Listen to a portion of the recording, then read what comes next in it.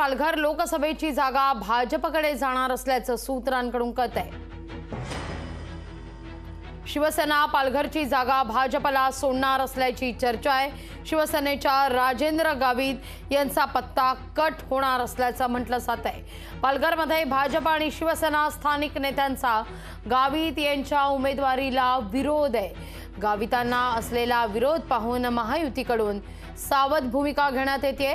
भाजपकडून आता संतोष जनाठे, हेमंत सावरा आणि विलास तरे यांची नावं सध्या जोर धरतायत। अधिक माहिती घेतो आपले प्रतिनिधी चेतन ननावरे यांच्याकडून। चेतन, पालघरची जागा शिवसेनेच्या हातून जाणार असल्याचं म्हटलं जात आहे। गावितांचा विरोध लक्षात घेता त्यांचा पत्ता कट होण्याची चिन्ह आहेत आणि आता भाजपकडून 3 नावं चर्चेत: संतोष जनाठे, हेमंत सावरा आणि विलास तरे।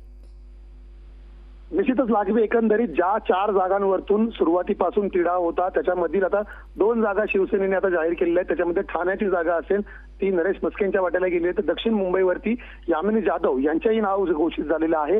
आणि याच बदल्यामध्ये रत्नागिरी, सिंधुदुर्ग आणि पालघर या 2 जागा भाजपने मागितलेल्या होत्या। त्यामध्ये रत्नागिरी, सिंधुदुर्गवरती नारायण राणेंची गोष्ट झाली असते, तर पालघरची जागा ही भाजप आज या संदर्भातील उमेदवार जाहीर करेल अशी माहिती सूत्रांकडून समोर येत आहे। दरम्यान राजेंद्र गावित यांना तयारी करण्याचे आदेश देण्यात आले होते, मात्र ऐनवेळी त्यांचा पत्ता कट होऊ शकतो असंही म्हटलं जात आहे। त्यामुळे राजेंद्र गावित यांना पुन्हा संधी मिळते आणि ते कमळवर उभे राहत आहेत का हे पाहावं लागेल। अन्यथा त्यांच्या जागी तरे किंवा अन्य कुठल्या उमेदवाराची ही चाचपणी आता भाजप करत आहे। त्या संदर्भातील निर्णय दुपारपर्यंत होणं अपेक्षित आहे। लागवी अगदी चेतन, धन्यवाद तुम्ही दिलेल्या एकूणच या सविस्तर माहिती करता।